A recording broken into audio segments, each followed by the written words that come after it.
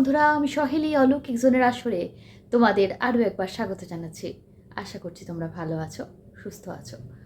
অলৌকিক জোনের প্রতিটা এপিসোডকে এভাবে ভালোবাসা দেওয়ার জন্য তোমাদের অনেক অনেক ধন্যবাদ। এভাবেই সঙ্গে থাকো। সরাসরি চলে যাচ্ছি আজকের ঘটনা। বন্ধুরা, আজ অলৌকিক জোনে ঘটনা পাঠিয়েছেন দেবলীনা মণ্ডল। দেবলীনার ঘটনা তোমরা এর আগেও শুনেছ, আজ আরও একবার। ওর আরও একটি নাম আছে মুনমুন। ও মুনমুন নামেই লিখে থাকে।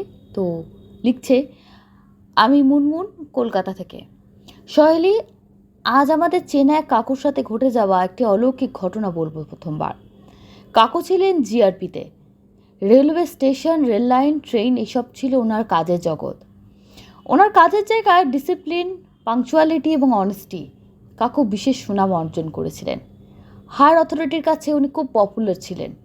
ওনার ওয়ার্ক এফিসিয়েন্সির জন্য ওনার চাকরি জীবনে একবার একটা ঘটনা ঘটে, যার কোনো ব্যাখ্যা ওনার জানা ছিল না। উনি খুব আশ্চর্য হয়েও আজও এই ব্যাখ্যা খুঁজে যাচ্ছেন। ঘটনাটা এরকম, একবার ওনার যেখানে পোস্টিং ছিল সে জায়গায় রাতের দিকে একজন মহিলা লাইন পারাপার করতে গিয়ে ট্রেনে কাটা পড়েন। ঘটনাটি ঘটে স্টেশন থেকে খানিকটা দূরে। স্বাভাবিকভাবে ওই স্টেশনের সব রেল পুলিশ ঘটনাস্থলে উপস্থিত হন। কাকুও ছিল। পুলিশের ভদ্রমহিলারা কোনো ফোন নম্বর জোগাড় করার চেষ্টা করেছিলেন যাতে ওনার বাড়িতে একটু খবর দেওয়া যায়। ওনার ব্যাগ এদিক ওদিক ছড়িয়ে পড়ে আছে, যেখান থেকে অনেক খুঁজে পুলিশ ওনার ফোন নাম্বার পার করতে পারছিলেন না। সেদিন কাকুর শরীরটা ভালো ছিল না, তবু কাজ তো করতে হবে। কাকু হঠাৎ দেখতে পান দূরে একজন মহিলার ব্যাগ পড়ে আছে। কাকু ব্যাগটা নিয়ে খুঁজে দেখেন ভেতরে কিছু টাকা পয়সা, দুটো কাগজ, একটা কাগজে ফোন নাম্বার লেখা আছে।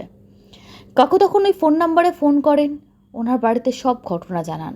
জানা যায় উনি ওখানে এক আত্মীয়র বাড়িতে এসেছিলেন, সেখান থেকে বাড়ি যাচ্ছিলেন। এরপর কাকুর শরীর এত খারাপ লাগে যে উনি ওখানে ঘটনাস্থলেই দাঁড়িয়ে থাকতে পারছিলেন না। তখন হেড অফিসার এসে পৌঁছননি। কাকু ওনার একজন কলিগকে তখন বলেন ওনার শরীরটা না ভালো লাগছে না, উনি স্টেশনে গিয়ে বসার জায়গায় একটু বিশ্রাম নিচ্ছেন। হেড অফিসার এলে ওনাকে যেন ফোনে ডেকে নেয়। কলিগও বলে ঠিক আছে, ওনাকে ঠিক সময় মতো ডেকে নেবেন। কাকু বিশ্রাম নিতে যান। স্টেশনটি বেশ ফাঁকা ছিল। তখন যত ভিড় ঘটনাস্থলে। প্রথম দিকে সজাগ থাকলেও পরে শরীর খারাপের জন্য ওনার একটু তন্দ্রা এসে যায়। তবে উনি ঘুমিয়ে পড়েননি। বেশ কিছুক্ষণ পরে কাকু শুনতে পান একটা দমকা হাওয়ার সাথে একটা মহিলা কণ্ঠ ভেসে এসে কাকুর কানের কাছে জোরে জোরে বলে, উঠুন উঠুন, উঠছেন না কেন? কাকু ধরফড়িয়ে উঠে বসে অনুভব করেন দমকা হিমেল হাওয়ার পরশ। কাকুর কানে বাজতে থাকে ওই কণ্ঠ। কেবলমাত্র একটি শব্দ ছিল, কিন্তু সেটাই নাড়া দেওয়ার মতো। আশেপাশে কেউ নেই, তাহলে কে ডাকলো? কানে ওই শব্দ শুনতে পাওয়ার সাথে সাথেই কাকু উঠে বসেন। তাহলে ওইটুকু সময়ের মধ্যে যে ডাকলো সে নিমেষে কোথায় চলে গেল? চারপাশ একেবারে ফাঁকা। কাকু তাড়াতাড়ি ঘটনাস্থলে গিয়ে উপস্থিত হন। তখন ওই কলিগ বলেন উনি ফোন করতে যাচ্ছিলেন, হেড অফিসার আসছেন। কথা বলতে বলতে ওনারা এসে যায়। মানে কাকুর কলিগের ফোন শুনে কাকু সময় মতো পৌঁছতে পারতেন না। ওই কণ্ঠ সেদিন কাকুকে সঠিক সময় জাগিয়ে দেয়, কাজের জায়গায় পৌঁছে দিয়েছে। তবে আজকে ওনার প্রশ্ন ছিল কে ছিলেন ওই ব্যক্তি। আমরা কোনো উত্তর দিতে পারিনি। কাকু ওই ঘটনা ওনার সব বন্ধুদের সাথে শেয়ার করেছেন। কেউ কোনো তার সঠিক ব্যাখ্যা দিতে পারেনি। তবে যেই হন, ওনার ভালোই করেছিলেন। এই ছিল ঘটনা। খুব সুন্দর ঘটনা পাঠিয়েছে Debleena, thank you so much. সরাসরি চলে যাচ্ছে আজকের দ্বিতীয় ঘটনায়। দ্বিতীয় ঘটনা পাঠিয়েছেন অন্বেষা। অন্বেষা লিখছেন, সহেলিদি, বছর 5 আগের একটা ঘটনা। এই ঘটনাটা তখন নিজে শেষ হয়ে গেছে বলবো না, পরে পরে আরও অনেক ঘটনা ঘটেছে এবং এখনও ঘটে, সেগুলো পরে জানাবো সময় পেলে। আজকে প্রথমে কি হয়েছিল সেটাই বলি। ঘটনাটা অন্য কারোর সাথে না, আমার নিজের সাথে ঘটে যাওয়া একটা ঘটনা। আমাদের পরিবারটা খুব ছোট। আমার বাবা, মা, আমি আর আমার দিদি। আমার বাবার 2টি বিয়ে, মানে আমার বাবার যিনি প্রথম পক্ষের স্ত্রী মানে বড় মা, তিনি মারা যাবার পর বাবা মাকে বিয়ে করেন বা মায়ের সাথে সম্বন্ধ করেই বিয়ে হয়। এবং ওই সময় বাবার কাছে ছিল বাবার ছেলে, মানে আমাদের দাদা হন সম্পর্কে। কেন এইভাবে বলছি, ঘটনাটা এগুলোই বুঝতে পারবে।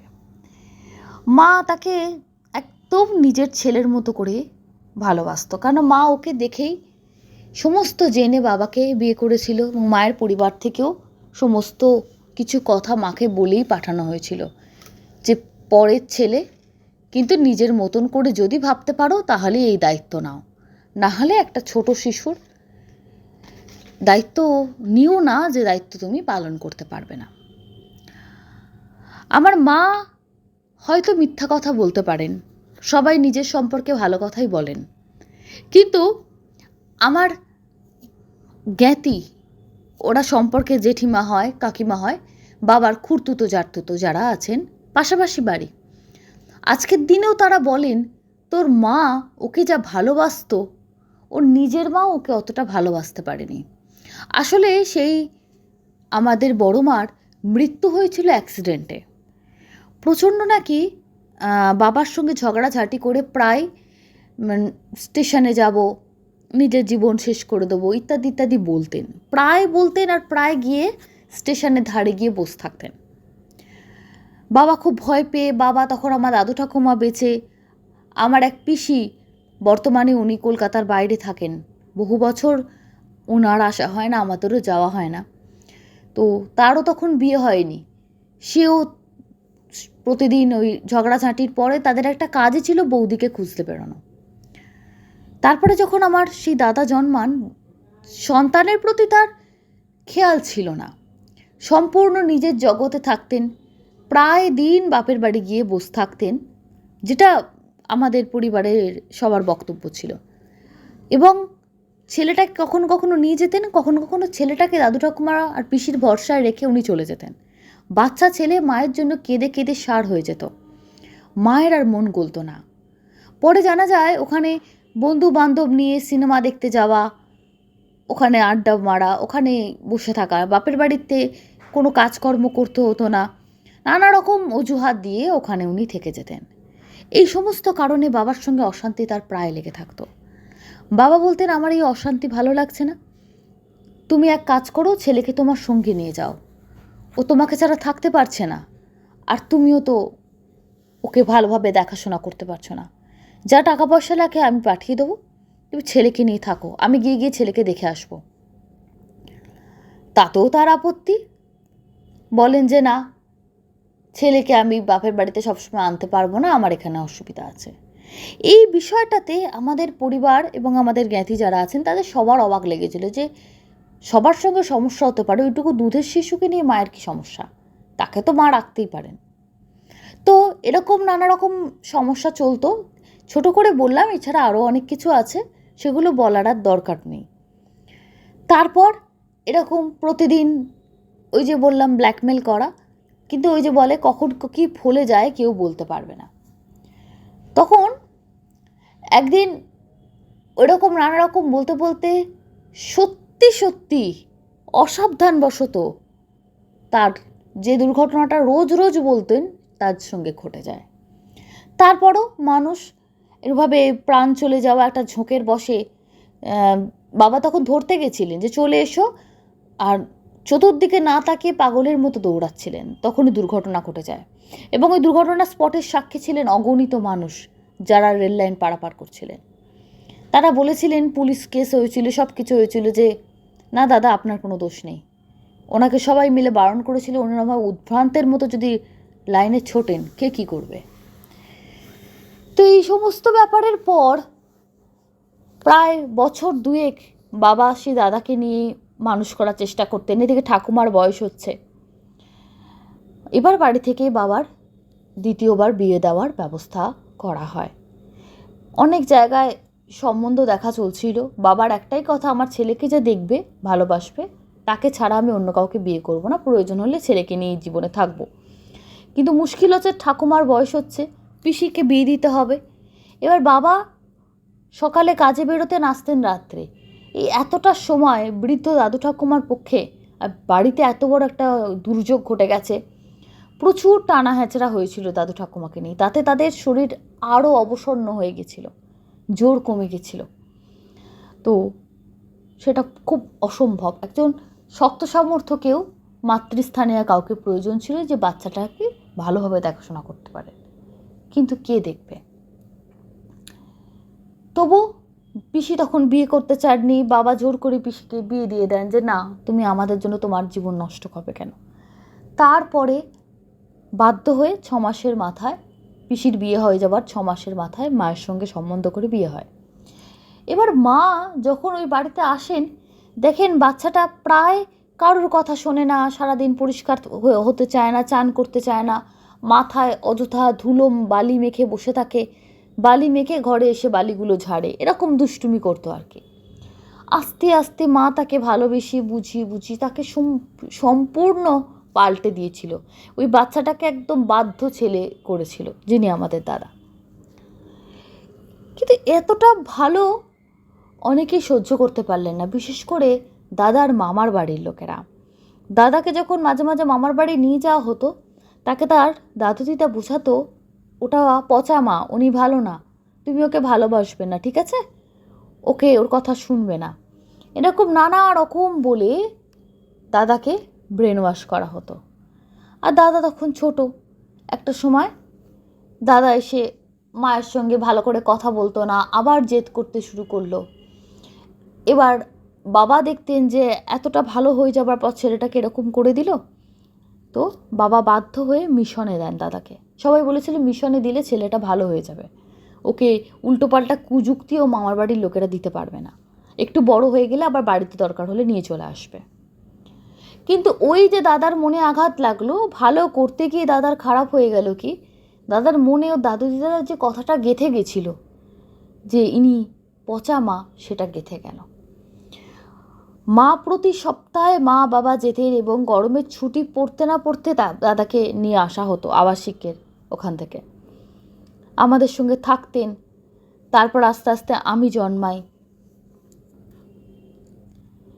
কিন্তু দাদার মনের মধ্যে অদ্ভুত একটা আমাদেরকে কেন্দ্র করে হিংসা তৈরি হয়েছিল, আমাদেরকে দু বোনকে নিয়ে। সেই হিংসা বাড়তে বাড়তে একটা টাইমে এমন পজিশনে গেল, দাদা প্রচণ্ড তান্ত্রিকের কাছে যাওয়া আসা।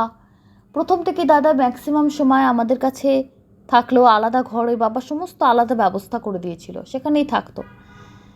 মা খাবার দিতে গেলে খেত না, অযথা মায়ের সঙ্গে অশান্তি করতো, আমাদের সঙ্গে দুর্ব্যবহার করতো।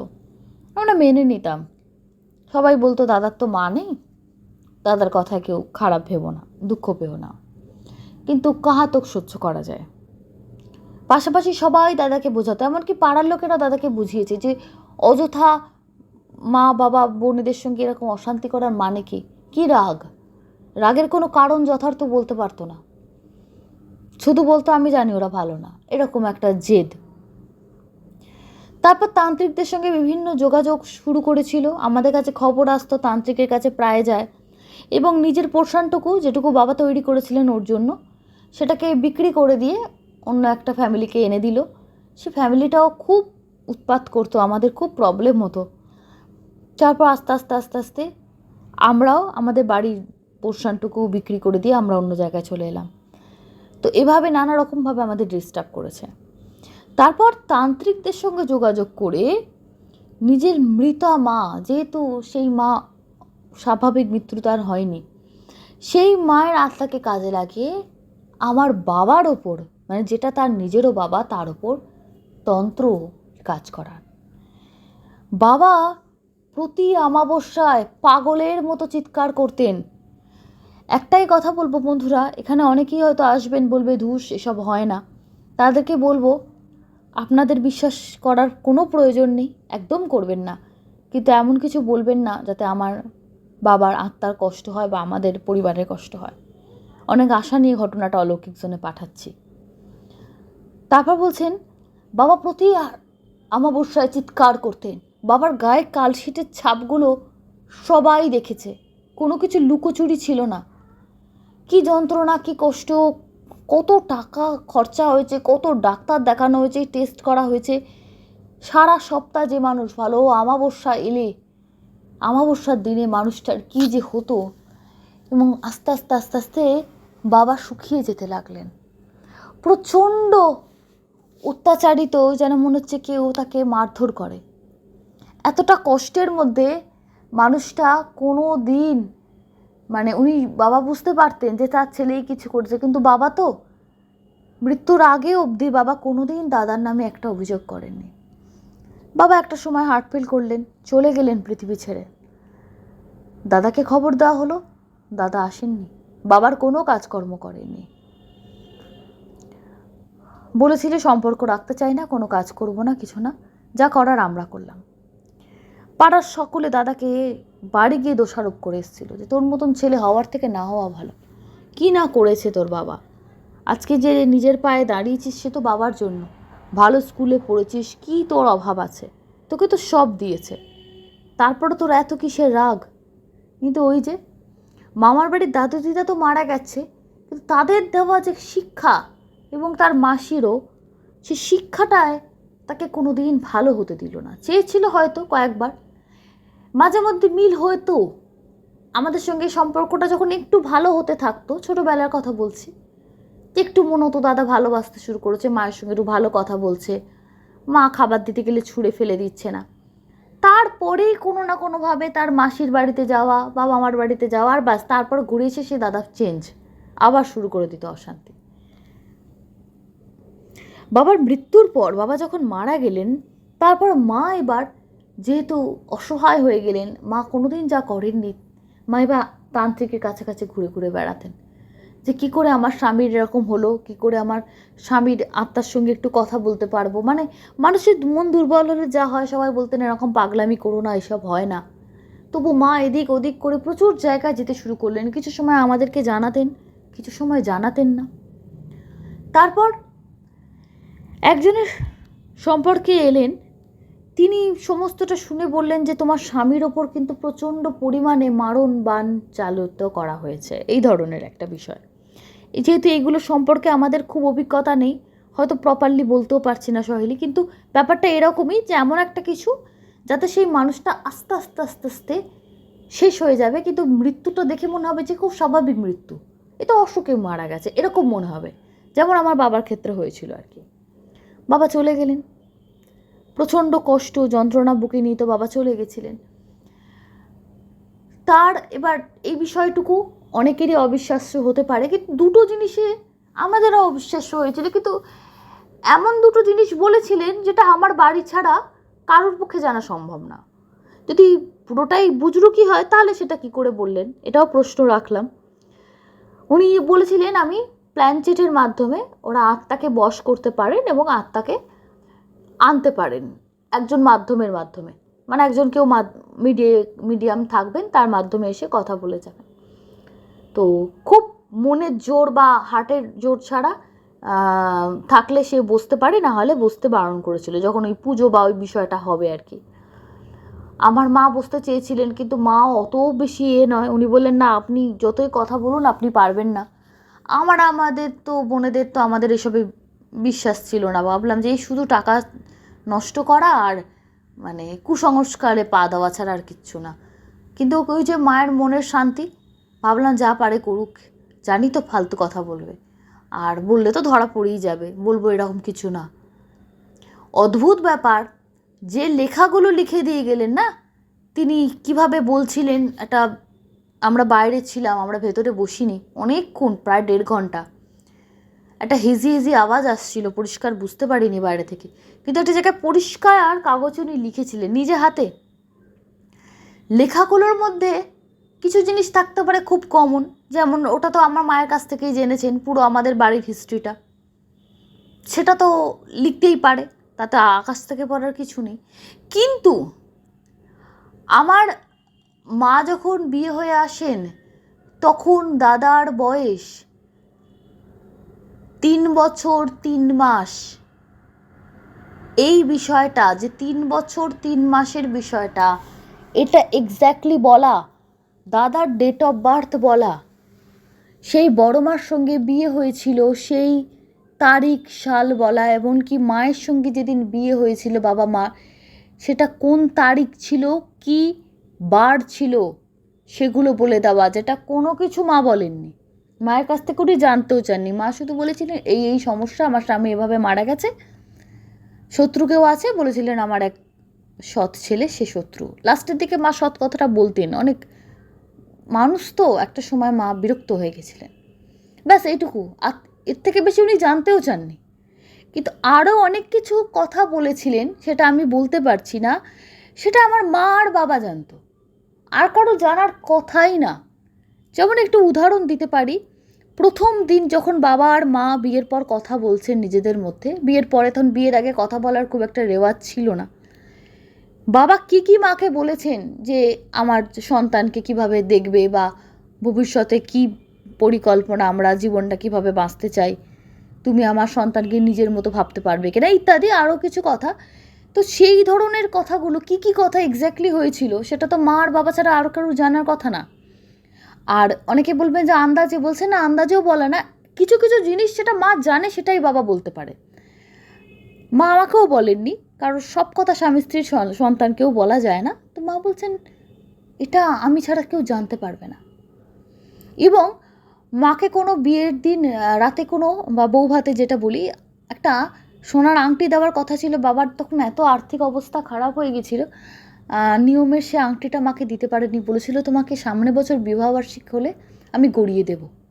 তো বিবাহবার্ষিকীতে না, আমার জন্মের পর মাকে দিয়েছিলেন, কারণ এত নানা রকম পরিস্থিতির মধ্যে তিনি ছিলেন। তো সেটাও কখনো বাইরের কারোর পক্ষে জানা সম্ভব না, তার ডিজাইনটার কোন দোকান থেকে কিনেছে এটা তো কখনো একটা বাইরের লোক বলতে পারে না। তো এগুলো দেখে আমাদের কিছু কিছু জিনিস মা পড়ে শোনালেন, কিছু মা পড়ে শোনাতে পারলেন না, বললেন ব্যক্তিগত বিষয়। তো আমরা অবাক হয়ে গেছিলাম যে কি করে এরকম মানে হতে পারে। দুটো কাগজে লেখা ছিল, একটা কাগজ আমি পড়ে অবাক হয়ে গেলাম, আর একটা কাগজ মা দিলেন না আমাদের হাতে, বললেন যেহেতু প্রমাণ করার জন্য স্বামী স্ত্রীর ব্যক্তিগত কিছু কথা তাতে লেখা, মা ওই কাগজটা আমাদের হাতে দেননি। তারপর সব থেকে বড় কথা, এবার যখন আমাদের বিশ্বাস তৈরি হলো, পরে বলেছিলেন এর পরে একদিন আসুন, আজকে তো আপনাদের বিশ্বাসটা অর্জন হলো যে এটা কোনো মিথ্যে বা বুজরুকি নয়, আত্মাকে ডাকা যায়, সিস্টেম আছে, যখন তখন যেভাবে ইচ্ছা না, আর আত্মা যদি চায় তবেই, আত্মা যদি কানেক্ট করতে না চায় জোর করে তাকে কানেক্ট করানো যায় না, সেটাও উনি বলেছেন। সব আত্মা, অনেক আত্মা মুক্তি পেয়ে যায়, তাদের কানেক্ট করা যায় না, অনেকে কানেক্ট হতেও চায় না। এসব বলার পর তারপর দ্বিতীয় পরের যে সেশনটা হয়েছিল 15 দিন বাদে, তখন গেছিলাম, এবার অনেকটা বিশ্বাস তৈরি হয়েছে, অনেক কথা উনি বলেছেন, মা তো প্রচণ্ড কান্নাকাটি করছিলেন। দ্বিতীয় দিন যখন বললেন যে উনি আসতে চাইছেন না, তারপর অনেক পরে এলেন, যিনি মিডিয়াম হয়েছিলেন তার চোখ দিয়ে ঝরঝর করে জল। জিজ্ঞেস করা হলো যে কি হয়েছিল, তোমাকে কি করেছিল অ্যাকচুয়ালি, মানে তুমি বলো। সে বাবার আত্মা তার মাধ্যমে এসে লিখে দিয়ে গেলেন, মানে উনি বলছিলেন, ভদ্রমহিলা লিখলেন, সেদিনও আমরা বাইরেই বসেছিলাম, যে ওই যে গায়ে কালশিটে পড়তো না, আসলে সমস্তটা করা হয়েছিল মেয়েদেরকে বা স্ত্রীকে, রাগটা আসলে ছিল এদের ওপর, ওদেরটা বাবা নিজের ঘাড়ে নিয়ে, নিজের গায়ে নিয়ে বাবা বেরিয়ে চলে গেছেন। কিভাবে নিয়েছেন, কি নিয়েছেন জানা নেই, শুধু বাবা লাস্টে যে কাগজে লেখা ছিল যে শুধু ঈশ্বরকে বলেছিলাম যা কিছু আছে আমাকে দিয়ে দাও, ইষ্ট দেবতাকে বলেছিলেন ওদেরকে কিছু দিও না, বাবাকে দিয়ে দিলেন, বাবা নিয়ে চলে গেলেন। এখন প্রশ্ন আসতে পারে, আমার বাবা একটা সাধারণ মানুষ, কি করে অন্যেরটা নিজের ঘাড়ে নিয়ে চলে গেলেন? জানি না, এর উত্তর আমার কাছে নেই। হয়তো বাবা কিছু জানতে পেরেছিলেন, কিছু হয়তো খাবারে মেশানো ছিল বা কিছু ছিল যেটা বাবা ওই হাত দিয়েছিলেন বা বাবা খেয়েছিলেন, আমরা জানি না, সেটা তো আর জানা সম্ভব না।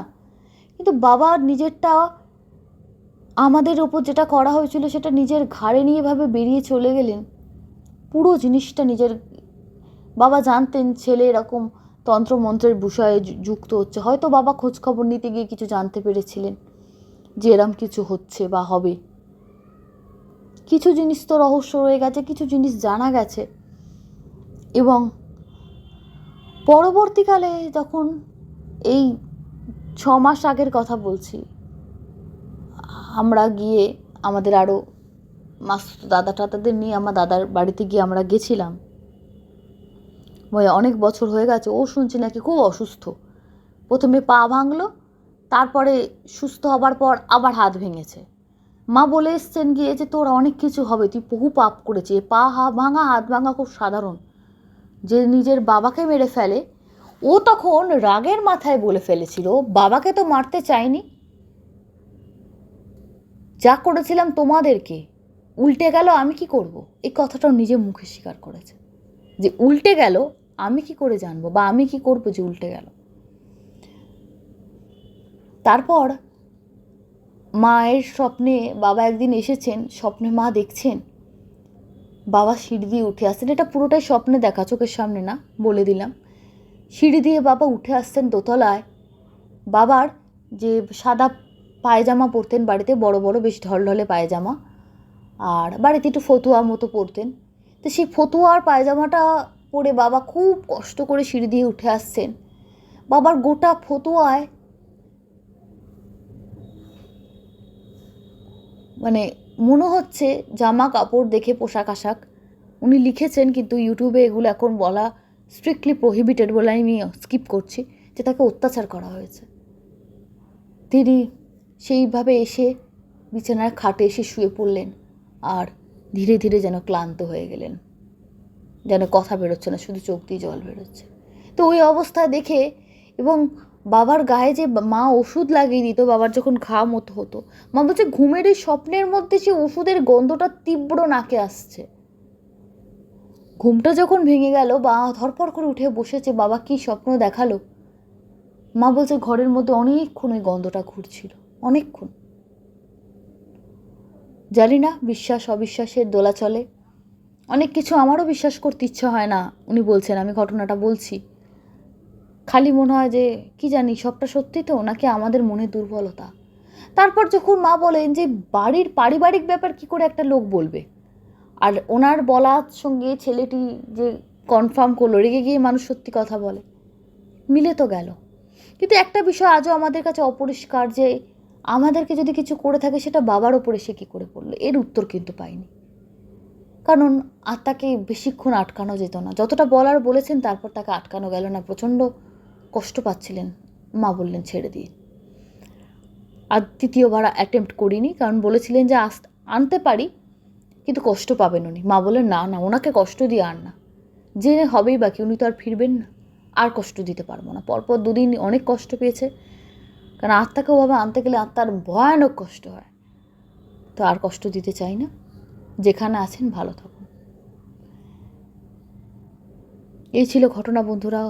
শুনে আমারও খুব মন খারাপ হয়ে গেল। দেখুন, সৎ মা আমরা কত খারাপ ভাবি, কিন্তু যারা ভালোবেসে অন্যকে আপন করতে চায় তাদেরকেও যে এরকম সমস্যায় পড়তে হয়। কারণ তিনি বলছেন যে আমার মা তো বলবেন আমি ভালো, আমি তো বলবো আমার মা খুব ভালো। পাড়ার লোকেরা যখন দাদাকে গিয়ে বোঝাতো যে ওনার মতন মা তো, নিজের মা তো দেখতো না, তোকে ফেলে মামার বাড়িতে থাকতো, ইনি কোনো দিন বাপের বাড়ি গিয়ে থাকেননি। আমাদের জন্মের সময়ও শুধু দাদাকে ছেড়ে যেতে হবে বলে মা বাপের বাড়িতে যাননি। সমস্ত সময় এমন গেলেও ওকে নিয়ে যেতেন সঙ্গে করে, ওকে ফেলতেন না। তো তার প্রতিদান মা খুব ভালোভাবেই পেয়েছেন। ঈশ্বর তাকে ভালো রাখুক, কারোর খারাপ চাইব না। আজ আর মনে হয় কিছু বলারও নেই। ধন্যবাদ আপনাকে অন্বেষা। আমি কী বলবো, আমার নিজেরই খুব খারাপ লাগছে। আপনি আরও অনেক কথা লিখেছেন। আমাদের এখানে অনেক শ্রোতা আছেন যাদের আবার এত কথা শুনতে ভালো লাগে না, বলবেন এত কথা কেন। আপনার হয়তো খারাপ লাগবে, আমি সেগুলো স্কিপ করে গেলাম। আপনি ভালো থাকবেন, আপনার মাকে নিয়ে, আপনার পরিবারকে নিয়ে সুস্থ থাকবেন। আর চাইব সেই দাদার শুভ বুদ্ধির উদয় হোক, নিজের অন্যায়টা উনি স্বীকার করুন, পাপের প্রায়শ্চিত্ত করে শুদ্ধভাবে আপনাদের কাছে ফিরে এসে আপনাদের মাথার ওপর ছাতা হয়ে দাঁড়াক। কারণ মানুষ তো ভুল করে, ভুল থেকে যদি সে শেখে তবে তো লাভ। আজকে পর্ব এখানে শেষ করছি বন্ধুরা, আবার ফিরে আসবো আগামী পর্বে। অনেকেই কোয়েশ্চেন করেছো যে আগের দিন যে ফেস ক্যাম ভিডিও কেন করছো, শুরুতে যে আমাকে দেখতে পাওয়া যাচ্ছে, সেটার কারণ হচ্ছে ইউটিউব আগের দিনও হয়তো বলেছিলাম যে অডিও স্টোরি চ্যানেলগুলোর ওপর নানাভাবে অনেক বিধিনিষেধ আরোপ করছে। অনেক সমস্যায় অনেকেই পড়ছে, তার জন্য বাধ্য হয়ে কিছু গাইডলাইন্স ফলো করতে হচ্ছে, এইটুকু। ধন্যবাদ বন্ধুরা, শুভরাত্রি।